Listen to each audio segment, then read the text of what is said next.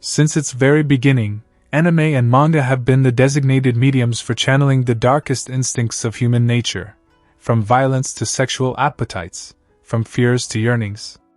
Films such as Akira and Ghost in the Shell gave names, faces and bodies to fear and trauma, becoming the recipients of social discontent or deep existential questions.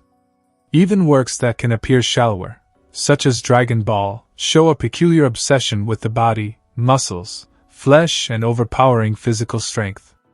In this cultural context, the concept of sin starts to emerge as a strong narrative tool with the ability to shape meaningful stories revolving around transgression, pain, and atonement.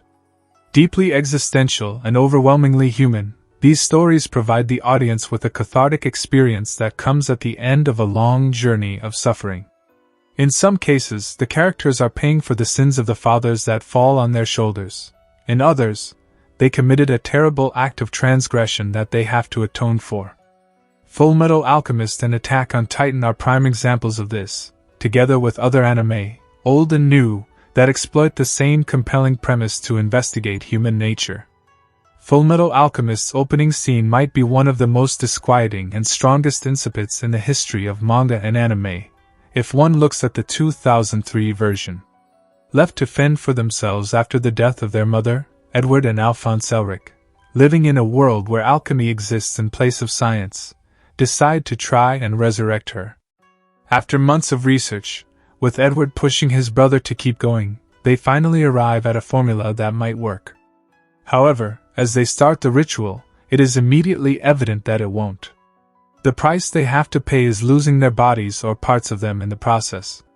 Edward and Alphonse's transgression is all the more heartbreaking because it was born out of grief in a moment of extreme childhood vulnerability.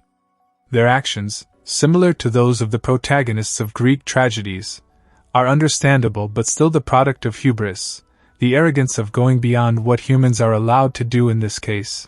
It's a sin against the natural order of things, life and death. In the aftermath of their unforgivable offense, their atonement is a life spent in search of a way to get their bodies back, while working like dogs for the army as alchemist soldiers. Despite their young age, both Edward and Alphonse have learned a lesson that took away their innocence and turned them into adults. As adults, they are taking responsibility for their mistakes. Edward's especially is a painstakingly slow and torturous journey to pay back his brother for what he feels was his fault. Similarly, Light Yagami's decision in Death Note is an even worse act of hubris. While lacking the intense pain of immediate physical punishment, Light's sin still is very much an act against God. Even more than Edward and Alphonse, Light decides to act as supreme judge of right and wrong, life and death, effectively replacing God itself. While he is given the Death Note by a Shinigami, the decision to use it and take on the role of executioner is his own. Light's punishment comes late and is perhaps harsher than that delivered to Edward and Alphonse Elric. Arguably discarded like an old toy, he is killed by the Shinigami Ryuk when he stops being of interest to him. Once the entertainment is over, as promised, Ryuk takes his life and effectively delivers divine justice over Light's indefensible trespassing into God's territory, the worst sin imaginable. Both Death Note and Fullmetal Alchemist share similarities with classic Greek tragedies. However, they resemble the tale of Oedipus in different ways. While Light Yagami's ascent to power is like Oedipus's journey to kingship, Edward and Alphonse's crime and punishment arc is reminiscent of Oedipus's acknowledgement of his incest and his consequent atonement through self-inflicted blindness and banishment. It's a corporal act that gives his suffering additional potency.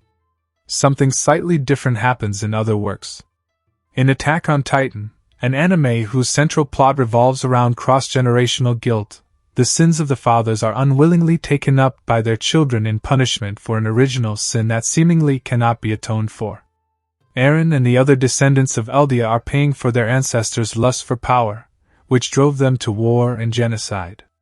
It is interesting to note that a lot of the characters' names in the series are German, perhaps suggesting a link between Eldia and a guilt-ridden post-World War II Germany. Children are paying for their father's sins in another anime of recent years, The Promised Neverland. Although, in this case, they are being sacrificed for the sake of world peace, The children are shouldering the weight of a war that happened before they were even born and that they are being used to avoid. A final sublime instance of this concept comes from Terror in Resonance, where contemporary younger generations are made to suffer because of their grandfathers' and great-grandfathers' obsession with war, victory and power.